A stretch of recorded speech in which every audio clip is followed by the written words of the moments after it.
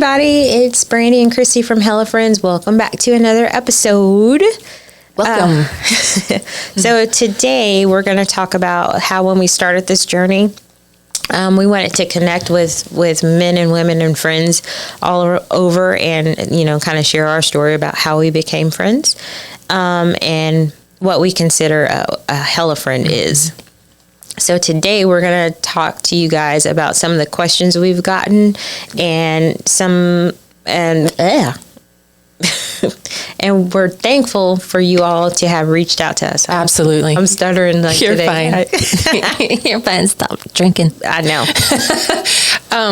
The great thing is, Brandy, is that we've definitely received a lot of great feedback from some of our subscribers. So we're very, very thankful for those who have decided to come on this journey with us. We've also received some intriguing questions. So we decided to have kind of like a Q&A we'll include some of the questions that we received, but then we had a few of our own that we kind of put in there for each of us. But you ready? Yeah, I'm ready. So one of the questions that we received was, do you have to be a female if you're going to be considered a hella friend? No. No, you don't. You do not. You do not have to be a female to be a hella friend. In fact, we had our very first guest is one of our hella friends that we've known for decades. Yeah. And he's right there with us. So no, you don't have to be female.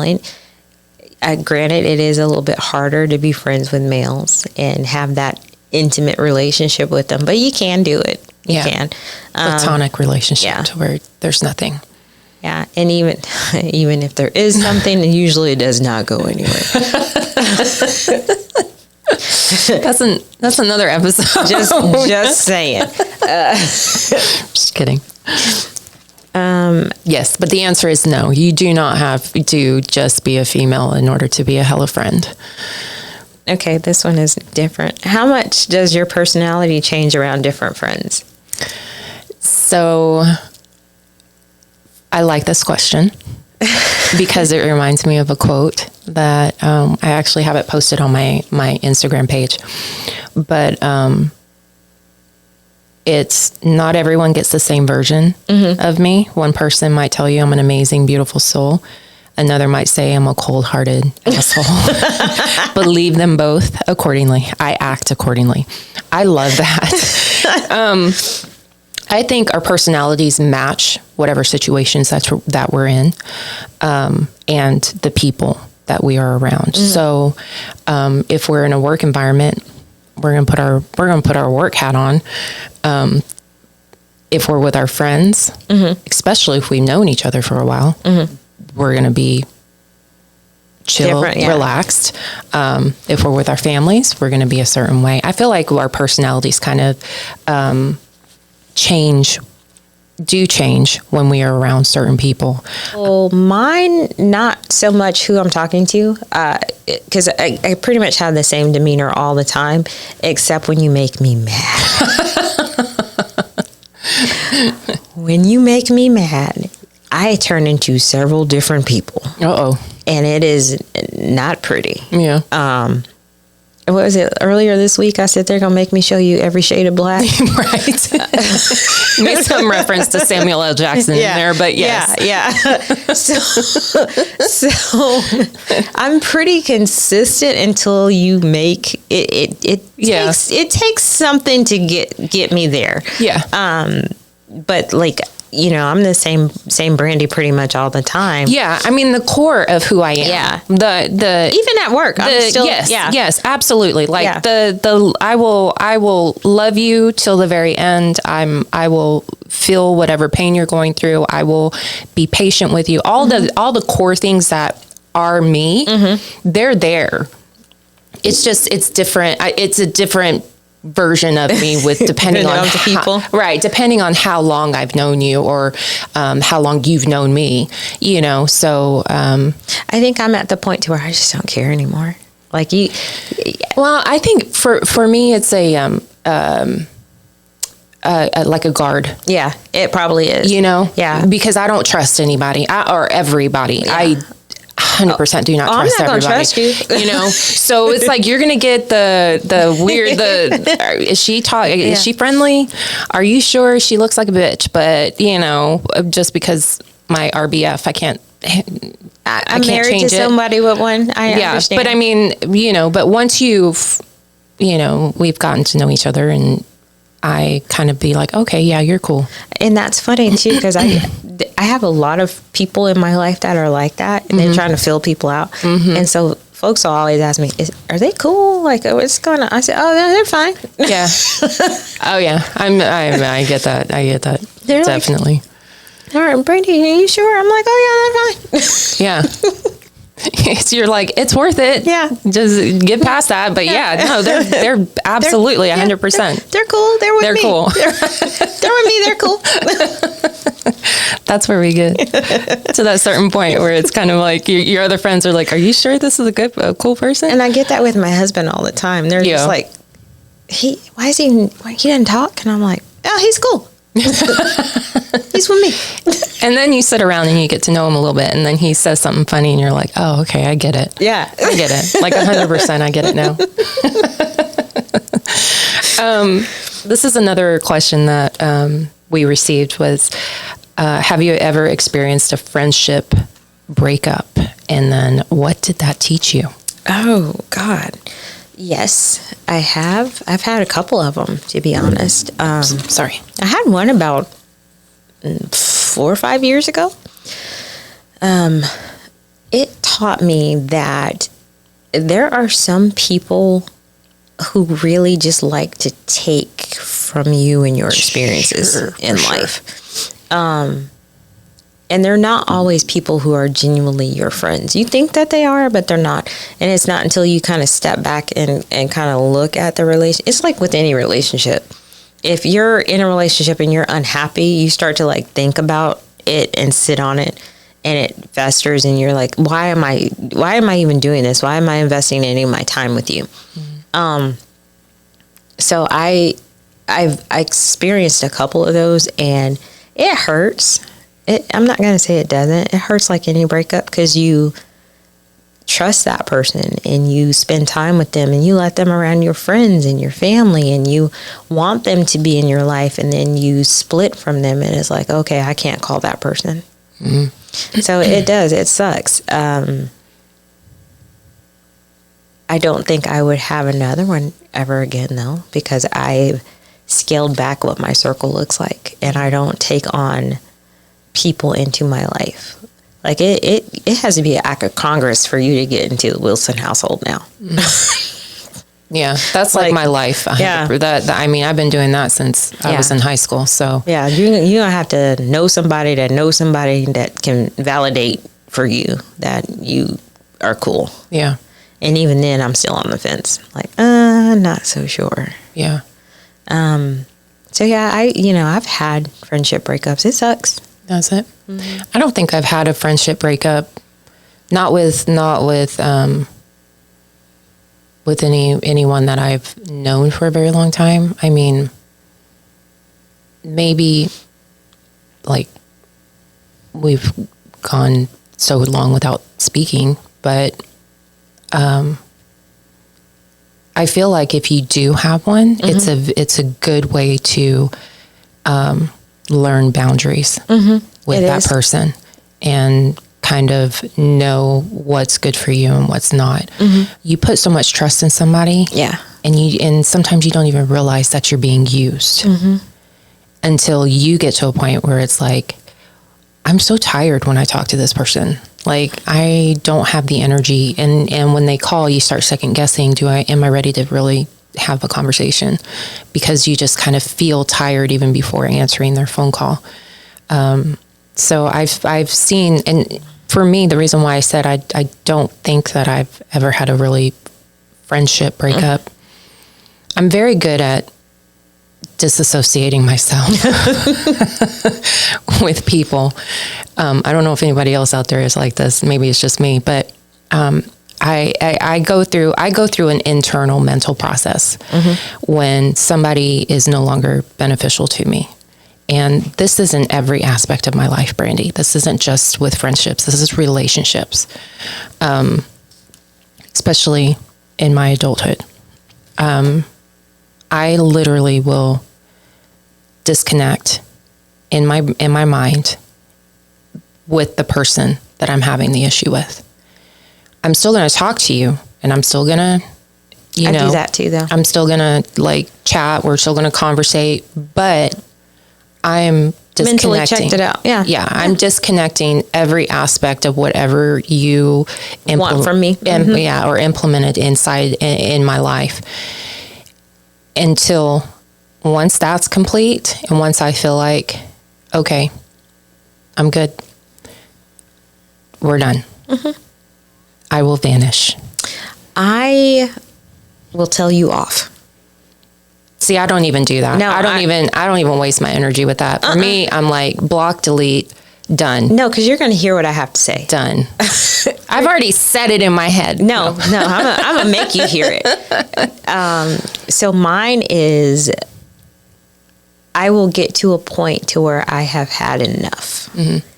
And I'm going to tell you, and it might be 10 years, it might be 15 years of crap you have done to me, because I have made a mental note.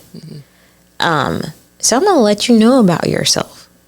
And then I'm going to remove myself from your life completely and have nothing else to do with you. I'm not going to talk to you. I'm not going to call you. I'm nothing you. And in fact, when I was writing the first book, I had gone through a friendship breakup because this person had done something to me that I found just totally unacceptable after years. And I wrote about this person in my book. And I reached out and I said, hey, I am writing about our friendship. Is there anything you would like to say prior to me writing this book?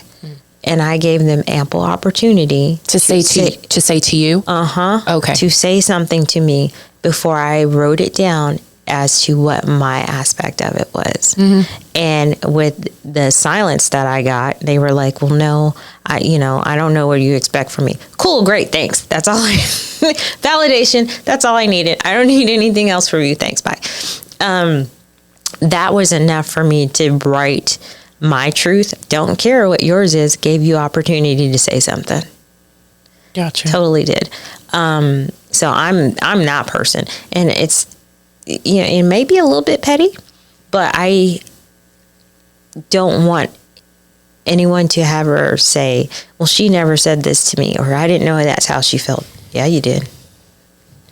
Yeah, you absolutely did. Because I'm going to tell you. And then I'm going to squash it and go on about my merry way. Yeah. Do you believe in having one best friend? Brandy, so what qualifies a best friend? I don't know. What do you think qualifies as a best friend? Oh, I asked you first. Okay, so here's the thing with me, okay? I didn't even acknowledge those words until my adult self. My adult self is like, seriously. You do realize we were like best friends in high school. But that's what I'm saying. It's like, I don't think I ever used those words. No, I don't think so either, but we were the way that they're intended. Like I moved around a ton when I was a young kid. Okay. And I think that's why I've done most of my growing up in my late 20s up until now. Okay. So because I moved around a lot, I was never in a school longer than 1 year for most of my childhood. Okay. That was probably all the way up until maybe my 4th grade year. Once I hit 4, I was pretty stable up until 4th grade. Once 5th grade came, I was at a different school almost every year, which means my mom was moving. And if I wasn't moving with my mom, I was moving back to my grandparents' house. So I was back and forth and all over the Metroplex from 5th grade all the way up until Bowie. Ooh. So establishing relationships, I guess at some point I was just like, it's not even worth it. Like, I'll just go with emotions. So to say best friend, that I don't use that term loosely. Like, if you're going to have that title, you mean something to me. Well, like, yeah, and you've seen a side of me that nobody else has. Nobody probably in this lifetime will ever see. That's what I feel qualifies for a best friend. Because we talk every day, or because we, do things every day, or we go here together, we go there together, we do this together, we do that. That doesn't qualify somebody to be a best friend. I don't think best friends do that, though. Right? I think best friends are more like, I hadn't heard from Brandy in like a month. Let me call. Yeah. Something's not right. Or, I have a weird feeling. Let me call and see what's going on. Best friends don't see each other every day or talk to each other every day. But at least for me, best friends are people who, if shit pop off in your life, and no matter, how it's popping off, those are the people you can call. I feel like you can have more than one best friend, because you can have best friends at different points in your life. And my husband is actually one of my best friends, because he lives with me, so he sees parts of me nobody knows about ever. And he holds that dear because he's right there with me. Now, granted, I feel like he's more of my soulmate than my best friend, and that's a little bit different. But you can have more than one best friend. I think but it's not wrong if you don't. No, it's not. It's not like a qualification. No. Or anything. I kind of feel like on whatever journey you are in your life, those people who have gone on those journeys with you are considered like your best friends. Like, there's lots of people that don't know some of the stuff I went through in high school. You're one of the few. So that, for me, that makes you one of my best friends, because you've grown with me through that. And we're still growing through that. From 17 until 40 something. You can have more than one best friend. I have another girlfriend she's my best friend, and she was the person when I moved back to the Metroplex. She pretty much helped me raise my boys. She was there with us constantly. She was there for Christmas, for birthdays, Valentine's Day. She was there. So I think you can have more than one. I would say if you start getting up until like more than 5, those are not really best friends. Yeah, those are just your people. Yeah. I guess for me, it's like, because I never really knew how to be a good friend, and I still struggle with that sometimes. Not that I hold anyone accountable for missing a birthday or anything like that. I don't have anything to do with that. But for me as an individual, I feel like if I'm going to pass off something or that title, and if somebody is going to put me as that, I feel like there's a sense of responsibility that comes with being a best friend. You should be there for birthdays. You should be there for Christmases. You should be there for, weddings and funerals and things of that nature. I haven't. And that's fine. I haven't done that for any one person on a consistent basis. So I think that's why it's harder for me to use that, because I don't want that. I feel like if I'm putting all of that pressure on me, I wouldn't want to put that pressure on somebody else. So if you think I'm going to call you a best friend and I'm going to expect those things from you, then I don't want that. Like, because I can't even provide that for you. Does that make sense? It makes sense. Does that make sense, Internet? So I think that's why I don't use the word often. You put that expectation on yourself, though. I do, because, I just feel like it's a requirement for you to go through those things with those people if they're going to be that to you. Really? Yeah. I know. Really? Hey. Now, ride or die. I can work with that. I will be your ride or die. I will be the one you can call and say, girl, shovel, trunk, now. But see, that's best friend duty though. But I feel like it's a little bit looser term where there's not so much accountability. There's room for grace with that versus best friend. I don't know. That term just scares me a little bit.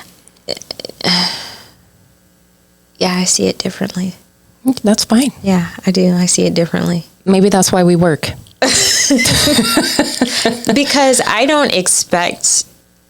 You're right. And that's my own. My own mentality of that's how I perceive being a best friend. Because I don't expect any of that from anybody. Because when push comes to shove, life happens, and everybody's going through their own stuff. And even me myself, sometimes I can't be available. I try to be available, but sometimes it just didn't happen. Right. So does that make me a crummy friend? No, I have a life too. So I don't foresee those expectations being put on a best friend. Okay. It is just, those are your people. Yeah. That's your person. Now, granted, there might be some people that put those expectations on their best friends. And I don't. I really don't. Yeah. It is what it is. Yeah. And life happens. But I don't think best friends there's not a code of rules or anything that go along with it. Yeah. I think it's what you make it. And when you have people in your life that are like, hey, my tire's flat on the side of the road. It's 2:00 in the morning. Can you come get me? Absolutely. Mm-hmm. Yeah. Not, why are you all the way over here on the sketchy side of town at 2 a.m.? Yeah. I mean, you might still get that out of me, but I'll be doing it driving to wherever you're at. I'm going to be yelling at you the whole time. I can hear you now. Damn it, Brandy, why are you over there? Don't worry about why I'm over here. Just come get me. It's like, fine, but you're going to tell me eventually. Because I'm not doing this just because. Like, I'm going to need some details. See, those are the things best friends do. Yeah. Yeah. I mean, I get it. And I do. But I'm just saying, from my perspective, that I just put so much on those particular words just because I feel like it can be used just so loosely. Yeah, but that's when you define it, though. You can take that and make it not. I know, but then I don't know. Maybe they're just words. I don't like them. They're just words. Ride or die. Hell yeah. Just words. Yes. Best friend. They mean the same thing. We'll see. Let's take a poll. Is there grace with the best friend? Term. Thank you. Or with the ride or die. I feel like the or is the grace. See, like, I'll ride with you, but if I have something else going on and the things don't line up, See, I think ride or die is far more advanced than best friend, because ride or die mean we riding or we dying. Yeah. Yeah. My best friend. I mean, you're either all in or we're just here for show. Yeah. See, my best friend, you might die, and I gotta go get another one of them. You ride or die. We like, we dying. Ride together, die together. Yeah. See, we might not die on the same day, but we're gonna die at some point together. We'll be together again at some point. Okay, so about 2 years ago, Brandy. Mm-hmm. Good grief. My hair keeps wanting to talk. About 2 years ago, my youngest, we were in the car driving, And literally out of the blue, she asked me this question. Would you rather, speaking of dying, would you rather know how you were going to die or when you were going to die? When? Me too. Me too. Do you know how many people I've asked and they chose how? Why? Exactly. I don't care about the how part. I just want to know when it's going to happen. Yes. What is your reason? So I can tell the people around me I love them. What if it's like 10 years from now? That's still, I would still know them when, I don't know how.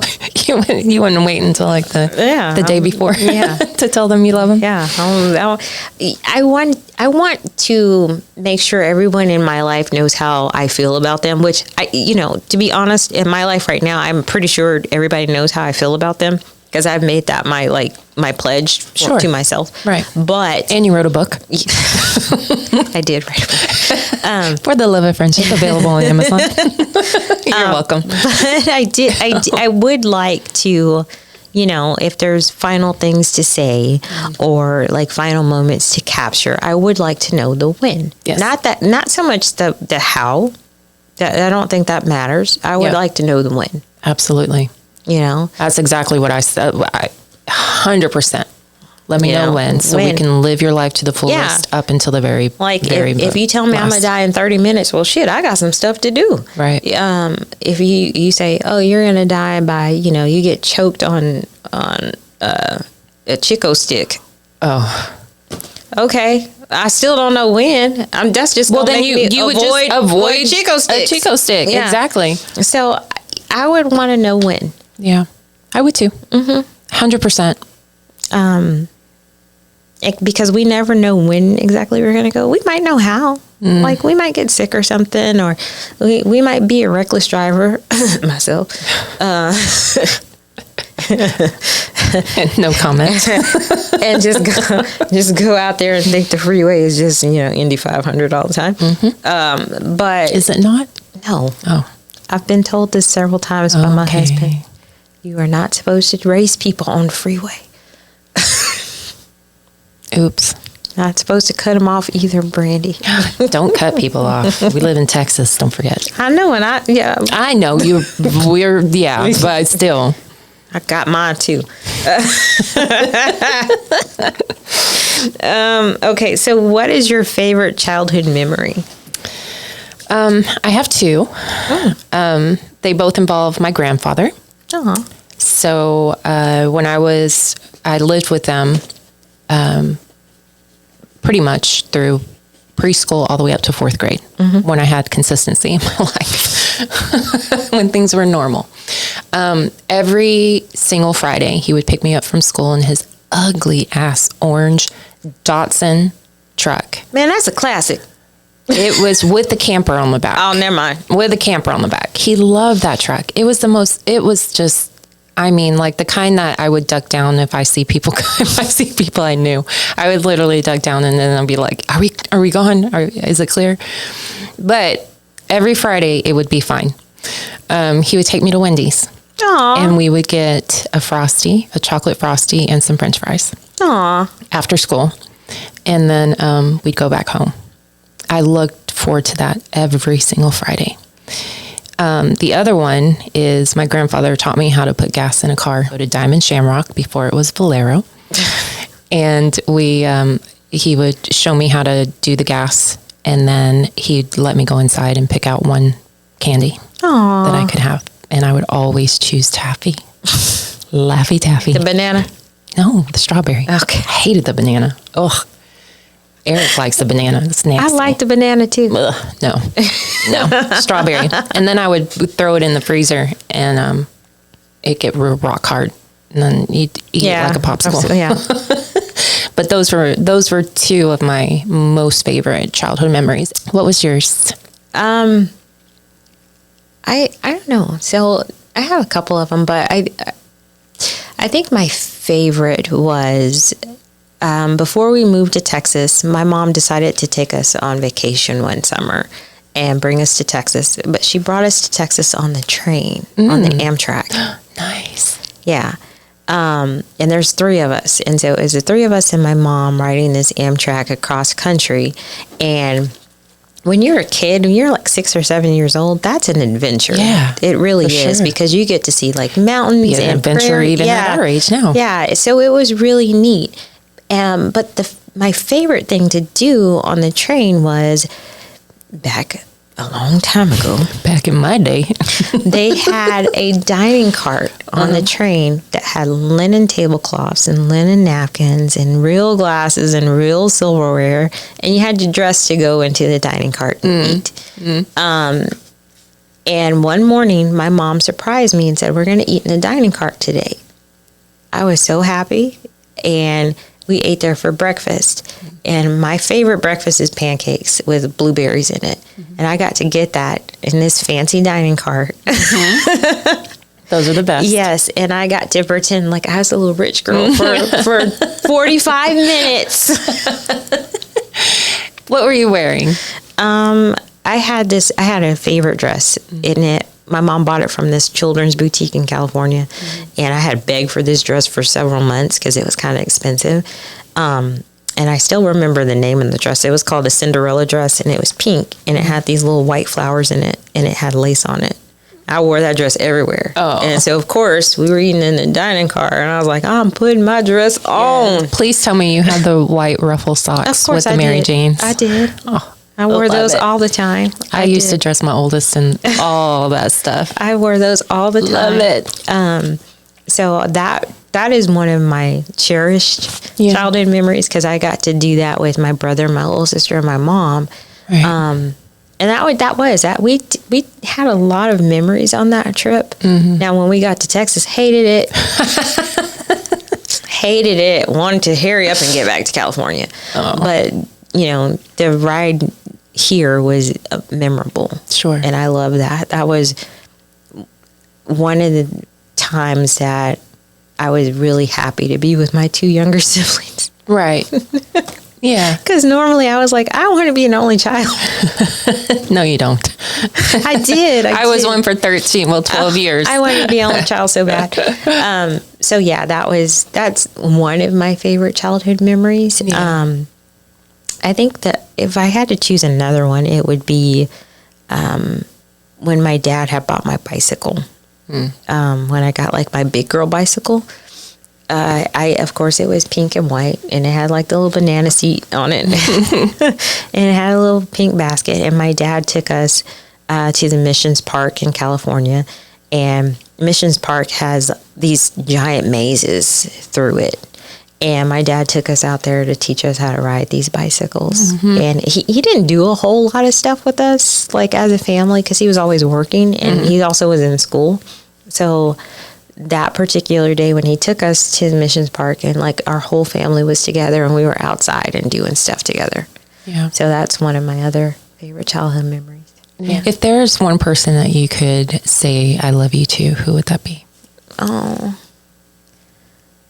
I need it to be 2. That's fine. I need it to be 2. I need it to be my dad and my brother. Yeah. In fact, the last thing I told my dad and my brother was I love you before they passed away. So it would be them.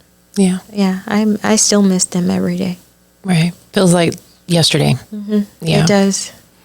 Yep. It wasn't, but it does. And I can still hear my dad's voice. I can still hear my brother's voice. Can you? Mm-hmm. How long has it been? 31 years 31 since my dad years? passed, and 29 since my brother's passed. Okay. You know, that scares me a little bit, because it's like, for me, it would be my grandfather. Hands down.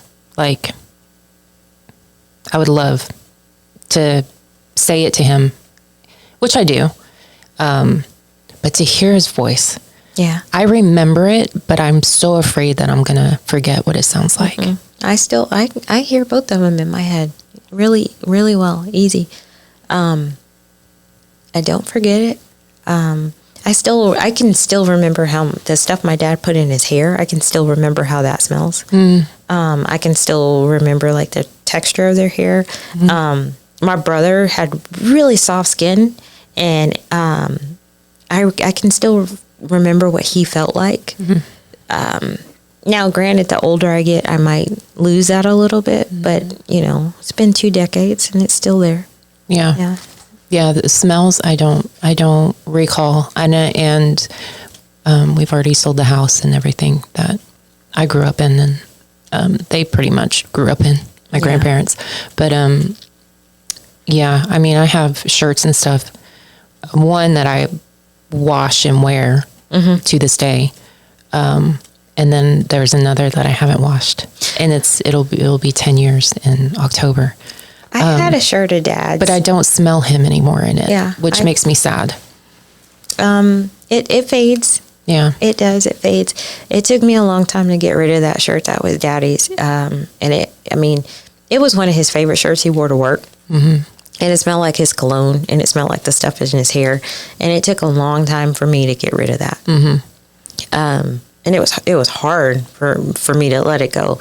But for whatever reason, I realized it was time to kind of part ways with it, because it was just stuff, and it's not going to bring him back, even though I really wish that it would. So it took me a minute to part ways with Dad's shirt, but and I'm okay with it now. I still look at pictures of both of them. In fact, I have a picture of my parents in my house that I look at all the time. Yeah. And my sister told me, she said, if you see cardinals, that's usually like the spirit of your loved ones. And there's constantly cardinals. And white butterflies is another one. There's 3 cardinals that sit in my yard constantly. So I'm like, okay. Yeah. I know I'm never alone. Oh, for sure. Yeah, they're definitely, I still hear my grandfather's voice every single day. But yeah, I don't ever want to lose. What is your biggest fear? So my biggest fear at this stage in my life, falling in love. Really? You scared to fall in love? I'm scared it's never going to happen. Aww. That would be mine. Well, And loneliness. really? Loneliness scares me. I can be alone. I'm fine with being alone. Like Being lonely. But loneliness frightens me. And I feel like that comes in like together. Well, I will tell you this though. You have fallen in love several times. Yeah. So I don't think that's a fear that you need to have, because you've done it. And you can fall again. I mean, there's no limit of falling in love. There's a limit on falling in lust. Right. I could testify to that. Right. But falling in love is, and the weird part is you don't really know when you fall in love. It just kind of happens. Yeah. Especially if it's the right person. Right. I had no intention of falling for anyone until I met Jeremy. And I had never told anybody I love you first, ever. They always told me that first, till I met my husband. So it'll happen. Yeah. What's yours? Moving on. I don't really know if I fear anything. I think, unfortunately, everything that I have ever feared has already happened to me. I've had to experience death in ways I never would have imagined. I've had to experience, and at a young age at that. I've lost quite a bit in my life. I do have one fear, and the sad part is it's not so much as a fear as it is an anticipation. I have someone in my life who makes some really bad choices, and my one fear is that I'm going to get a phone call that they are dead on the street. And again, it's not so much as a fear as it is anticipation of it actually happening. Yeah. So that would be what it is for me. Your fear. I get that. Yeah. Because you know something's gonna happen, but you just don't know when. Yeah. When. And that's You might even know how it's gonna happen. yeah, You that, just don't know when. that part. And so I'm trying to prepare myself for that. And I've been trying to do it the past decade, and it doesn't really work. That's funny. Yeah, and it's not working out for me.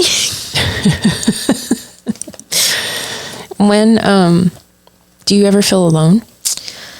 I would like to say yes, but sadly no. You don't feel alone? Because I feel like there's a difference. There's a difference between being alone and being lonely. Yeah. Right? So, do you ever feel lonely? You shared that you did when you went through your the issues with your son. When I went through stuff with Jacob, yes, because the awful part about traumatic things happening to you is you feel like nobody else will understand and can help you through that. So then I felt very alone, because even though I had a spouse and another child in the house with me who were going through it with me, they weren't the mom. So I didn't. And they weren't carrying the emotions that you were carrying. And even like my mother and my sisters, and nobody understood what I was going through, like the mental anguish and all of that. So, I felt alone in that instance. I felt alone when my brother passed away, because the way my brother passed away, most people didn't understand. And it was, back then you couldn't tell people what was happening because they would judge you.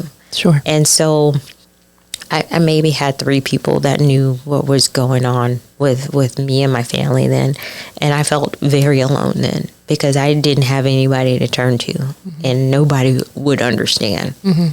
I didn't feel alone when I got pregnant. I was sad, but I knew I wasn't like the only young person that had ever gotten pregnant. Right, because I did it first. I'm just kidding. I know I was copying you. I had to be cool like you, Chrissy. So, there was a couple times I felt very alone. Not so much now. I think I've grown through that, and I'm lots. Therapy helps. Yeah, I know. Therapy helps. It works wonders. Yeah. To where you realize you're not the only person that has ever gone through these things. For sure. And so you're not by yourself. And there is someone who can talk to you and you can learn from and listen to. So I don't necessarily feel that anymore. But you never know. I might have some new trauma stuff happening. It might just pop off again. my aloneness happens randomly. But I think the main moments that it's kind of like, oh, okay, I'm really in this by myself, is when your thoughts are just going 100 miles an hour. You have intrusive thoughts. And there's nobody there that you can talk them out with in the moment, right? Because you typically have to make an appointment with your therapist. And sometimes you don't want to bother somebody with your crazy thoughts and your things that are happening inside your head. You pick up the phone and call people. Yeah, but then you have to explain it, and then you have to. It's helpful. I know. Or you can always do what I do and like get a journal and write it down. And that's what I started doing. Ramblings of a crazy person. That's 1,000% what I started doing. Especially during this transition time for me, I've absolutely 100% started journaling and getting everything, as much as all of those intrusive thoughts out on paper. I haven't gone back to read them yet. I'm not in a place where I can. I never go back and read mine. Don't? No. There's like 30 journals on my shelf in my closet. No, I don't go back and read that. See, I would be one that would be like, where was I on June 6. Why do you want to know? Because I want to see how much I've grown. I want to see where I was mentally and ensure that I don't go back to that. Yeah, see, I'm not trying to revisit. If I know I've grown, I don't want to go back there because reading it and rehashing it makes you fall back into bad patterns. Yeah. And I'm going to move past that. I'm going to go forward. I mean, I guess to a certain extent, I'm more or less like, I would want to see my growth and, I guess grieve that Chrissy. I've had to do that before. And that's what's so crazy about just like your traumas and things that kind of make you who you are today. Things I've learned along the way is that you almost have to grieve the person that you were, so you don't go back to that. Yeah, you don't go back to those and have those particular tendencies again. So I would do it just to kind of be like, you're gonna be okay. You know, I get kind of happy because I realize how naive I was when I was younger, because I was really sheltered. And so I look at who 20-year-old Brandy was, and I look at who 30-year-old Brandy was. And in my 30s, I was really coming into who I was. And I'm okay with that. I'm okay with, because I know the older you get, you change. So I don't want to go, and there's for real parts that I really don't want to revisit. Yeah. Well, for me, I can tell you who I was when I was in my teens. I can tell you who I was when I was in my 20s up until I got married. I cannot tell you who I was in my 30s. Well, I do not. I cannot tell you anything about what happened other than I was a mom and I was raising my daughters, and that's pretty much where your journey was in life, and that's okay.